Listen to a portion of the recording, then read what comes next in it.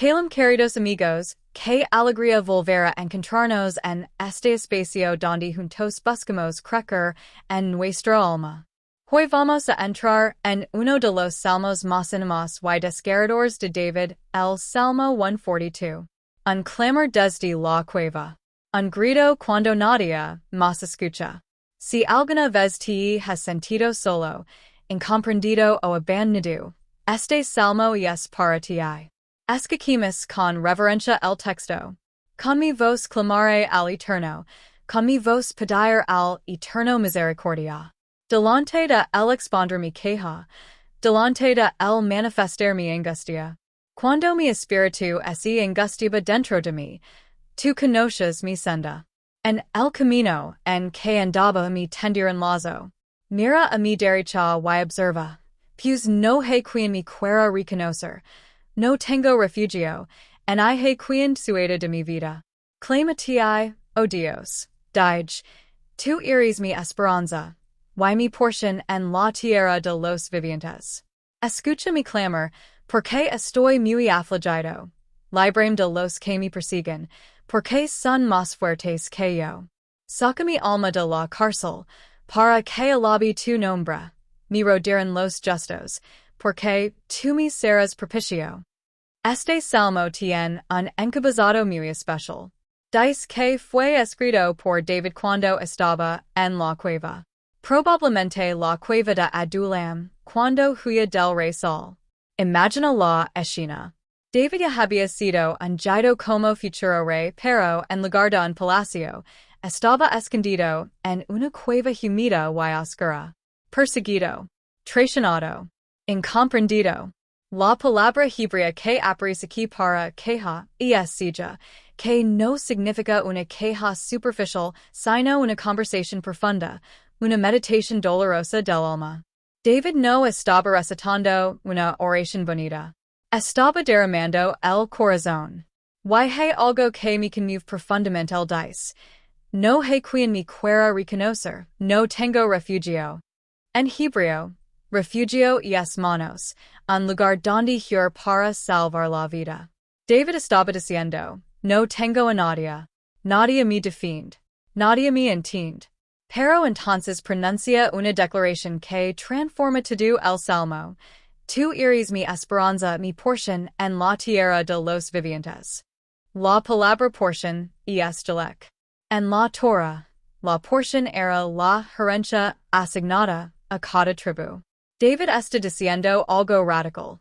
Aunque me quiten el trono, aunque me quiten la seguridad, aunque me quiten el reconocimiento, si tengo al eterno, tengo mi herencia completa. Y aquí quiero contarte una historia asombrosa que ilustra este salmo. Hace algunos años conocí a un hombre que había perdido absolutamente todo. Tenía un negocio próspero, una familia estable, una reputación sólida. En cuestión de meses, una mala asociación lo llevó a la quiebra. Sus socios lo traicionaron. Sus amigos se alegran. Incluso algunos familiares comenzaron a evitarlo. Recuerdo que me dijo algo que nunca olvidaré. Lo peor no fue perder el dinero, fue que nadie me llamara. Un día, desesperado, entró a una pequeña sinagoga casi vacía.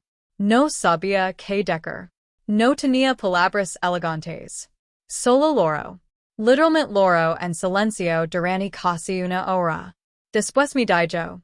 Por primera vez entendí que el eterno no se movía de mi lado, aunque todos los demás sí. Ese hombre reconstruyó su vida. No de la noche a la mañana. Pasó años. Pero lo que cambió no fue su cuenta bancaria, fue su corazón. Dejó de depender de la aprobación humana.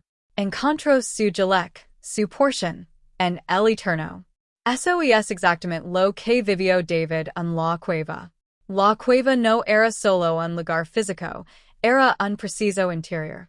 El eterno permitió que el futuro rey aprendiera a reinar primero sobre su propia angustia.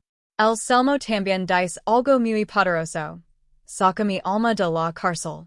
La palabra cárcel aquí no necesariamente significa una prisión física. En hebreo puede implicar encierro, confinamiento. A veces nuestra cárcel no tiene barrotes, es el resentimiento. Es el orgullo herido. Es la autocompasión. David no pide primero que destruyan a sus enemigos. Pide que su alma salga de la cárcel. Eso es madurez espiritual. Y aquí vimos una conexión hermosa con Escucha, el maquillaje esperado. Él también experimentó abandono. Sus discípulos hicieron. Fue rechazado. Pero nunca dejó de confiar en el Padre. Nos enseñó que la verdadera libertad no depende de las circunstancias externas, sino de la confianza interior en el Padre. Ahora, ¿cómo aplicamos esto en nuestra vida diaria? Primero, permite que tu oración sea honesta. No tienes que imprisionar al cielo. Puedes hablar con el Eterno con tu voz real. Con lágrimas si es necesario. Segundo, identifica tu cueva. ¿Dónde te sientes solo? ¿En tu trabajo? ¿En tu matrimonio? ¿En tu liderazgo? No niegues la cueva. Pero tampoco te quedes a vivir ahí emocionalmente. Tercero, trabaja en transformar una mala cualidad que suele parecer en tiempos de soledad, la amargura. La amargura es una prisión silenciosa. Decide, incluso en medio del dolor, no convertir en una persona dura. La cueva debe refinarte, no endurecer. Y algo muy práctico. Esta semana toma 10 minutos diarios para hacer tu propia silla, tu conversación profunda. Sin celular. Sin distractions. Solo tú y el Eterno. Verás como poco a poco el alma sale de la cárcel. El Salmo termina con una imagen preciosa.